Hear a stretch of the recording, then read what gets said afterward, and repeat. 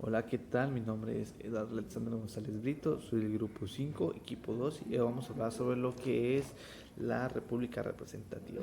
La República Representativa es una forma de gobierno o de organizar el Estado en la que nosotros escogemos a nuestros representantes a través de sufragios, votos, de forma libre, secreta y periódica.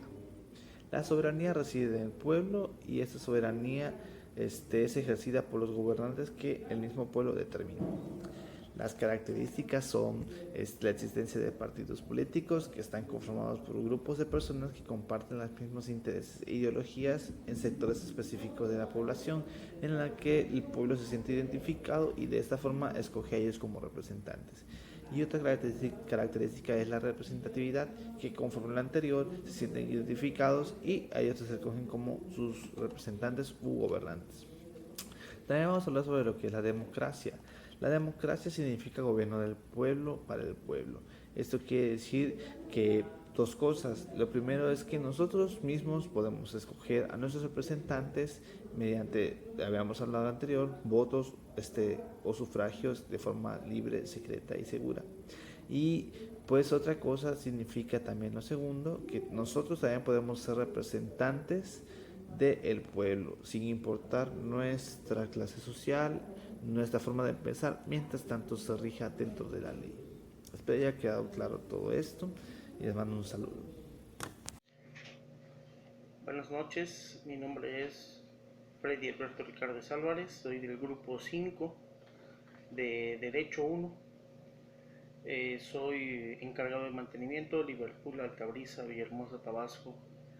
Me tocó mmm, exponer lo que es el derecho laico. Voy a dar un breve resumen sobre el tema. El Estado laico es un sentido laxo o Estado laico es aquel que es neutral en materia de religión, por lo que ejerce apoyo o oposición explícita o implícita en ninguna de las organizaciones religiosas. ¿Cuáles son los beneficios en el Estado mexicano que sea laico?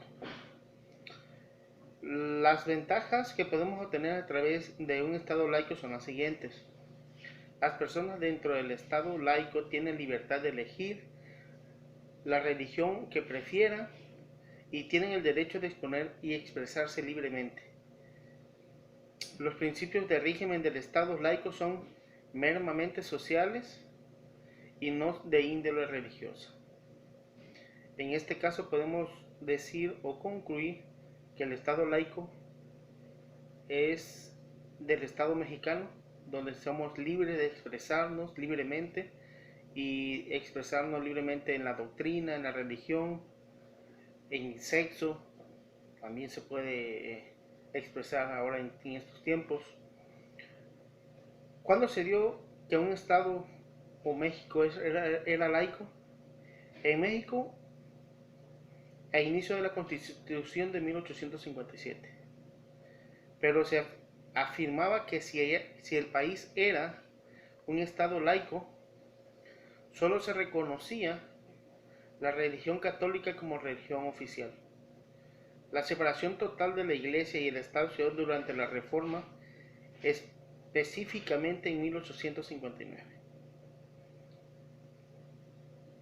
Podemos decir que el Estado laico lo traemos desde el derecho que nacemos. Otro tema que me tocó también explicarles fue o es por qué México es una república federal. Podemos decir que la nación la protege por ley y se prohíbe cualquier otra cosa. La nación mexicana adopta su gobierno, la forma republicana representativa popular federal, se deposita el supremo en la suprema poder de la justicia de la federación en un solo individuo que se denominará presidente de los Estados Unidos mexicanos.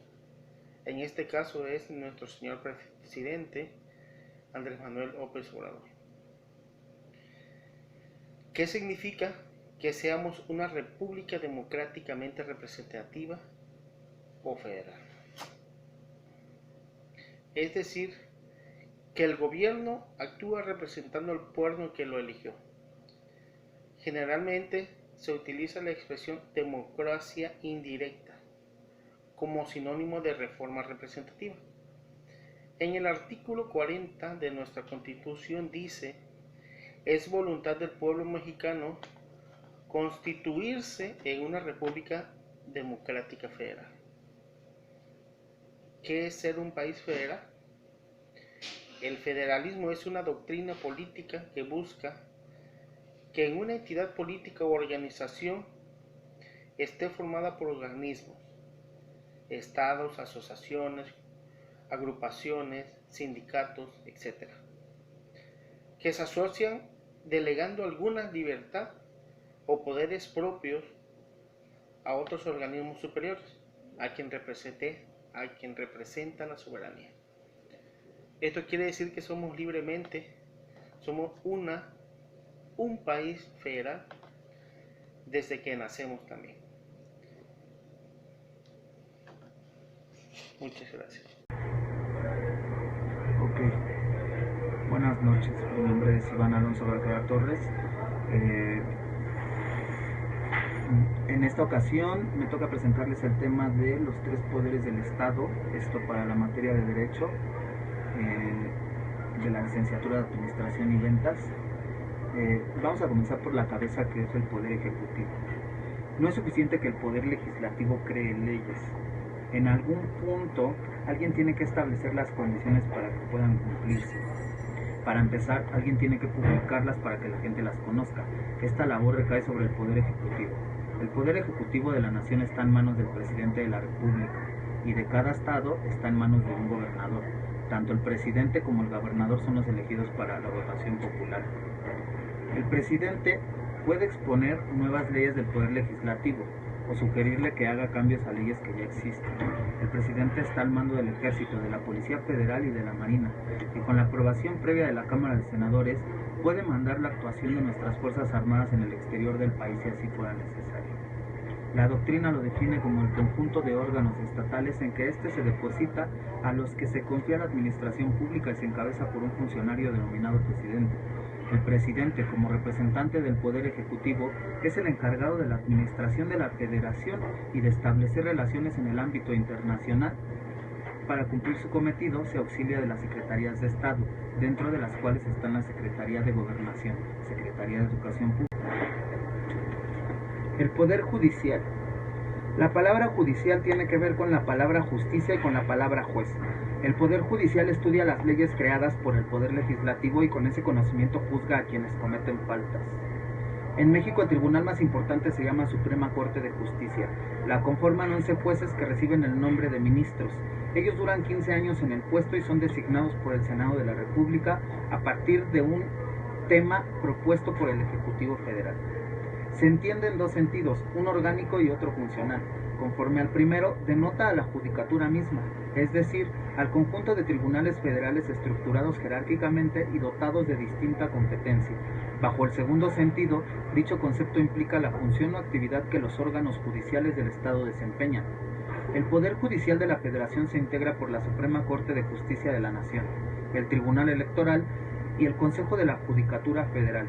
En segundo lugar se encuentran los tribunales colegiados de circuito, que conocen de amparos directos y recursos de revisión en amparos indirectos, y de los tribunales unitarios de circuito, que conocen de apelaciones, y en tercer lugar se encuentran los juzgados de distrito, quienes conocen a los juicios de amparo llamados indirectos, así como de asuntos civiles, mercantiles y penales federales. Espero les haya gustado la información compartida el día de hoy a través de este video y agradezco infinitamente su valiosa atención. De la misma forma doy pie a mi siguiente compañero para complementar el tema. Buenas noches. Hola, buenas tardes compañeros, mi nombre es Héctor, de la licenciatura en Administración y Ventas, grupo 5, del equipo 2 de Derecho. Les voy a hablar un poco de lo que es el Poder Legislativo. El Poder Legislativo es uno de los órganos constitucionales del Estado cuya intención es generar normas y leyes, y una de sus principales funciones es fiscalizar y controlar las acciones del gobierno. En México el poder legislativo se deposita en el Congreso General, el cual está dividido en Cámara de Senadores y Cámara de Diputados. Estas cámaras trabajan en conjunto. La Cámara de Senadores se integra por 128 senadores, los cuales son elegidos de acuerdo a los votantes de cada partido político registrado. Y la Cámara de Diputados se conforma por 500 diputados electos en su totalidad. Estos son por un periodo de 3 años. Su sede es el Palacio Nacional de San Lázaro en la Ciudad de México. Entonces la forma de trabajar del Poder Legislativo es que el presidente propone, la Cámara de Senadores aprueba, la pasa a la Cámara de Diputados, las Cámaras de Diputados aprueba y el presidente de la República promulga